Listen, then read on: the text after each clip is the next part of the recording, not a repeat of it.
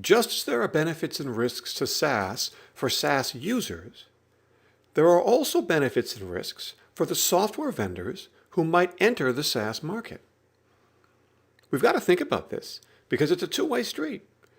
If the users want this but the vendors don't, it's not going to happen, or at least not with the current set of vendors. So let's think about this from the point of view of organizations that create software. What are the benefits and the risks of SaaS for them?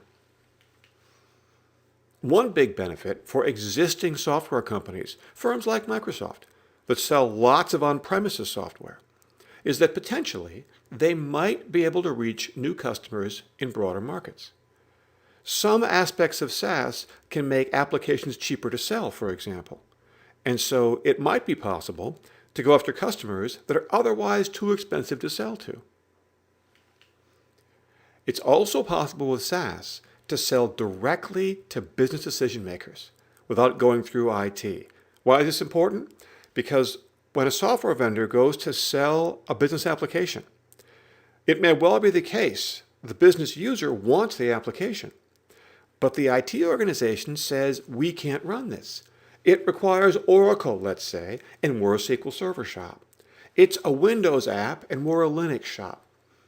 IT can stop those sales. So for software vendors, to not have to go through IT to sell a pure SaaS application can be a real win. Another win is that because SaaS applications are commonly sold on a licensing basis, they can provide a predictable revenue path for the vendor. That's nice. They can also lower support costs, as I mentioned earlier, because you have a shared multi-tenant application. One copy to update, one copy to maintain. And finally, the users of a SaaS application are in effect showing the vendor everything they're doing. Because the application runs in a central data center, the vendor of the application gets so much knowledge about how customers use the application. They can use this to make the app better, to improve the parts that are hard to use, or even to find out which customers aren't using the app and thus need a sales call. There are lots of benefits to SaaS for software vendors. But there are also risks, especially for established on-premises software vendors. Those risks include these. As I said earlier, SaaS requires demonstrating value up front because users commonly have a free try before you buy option.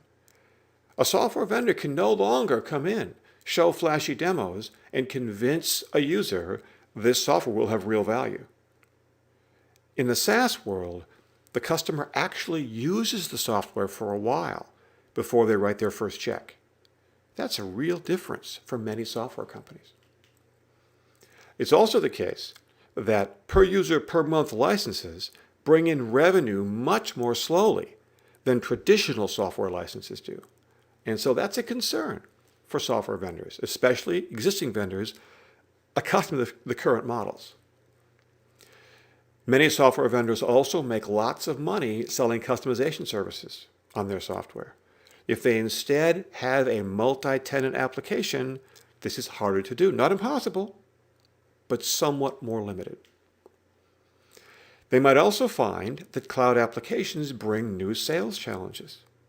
Maybe there are legal reasons, as mentioned earlier, why this customer's data can't be in the cloud. Maybe the customer resists the whole idea of data in some remote data center. There can be new challenges to selling your offering. And finally, moving to SaaS requires enormous business changes for software vendors. The way they price, the way they sell, the way they support, everything changes. There are plenty of people who believe that it's very difficult to the edge of impossible for existing on-premises software companies to really successfully make the move to SaaS. Lots of folks believe that the SaaS market will one day be dominated by firms that were built solely from the ground up as SaaS. And this is why. Because the business changes required are so substantial. Just like users, software vendors face benefits and risks from SaaS. The reality is, however, that the user attraction to SaaS is pulling startups more and more, and even established vendors into the SaaS world. Whether a vendor likes it or not, SaaS is very likely in their future.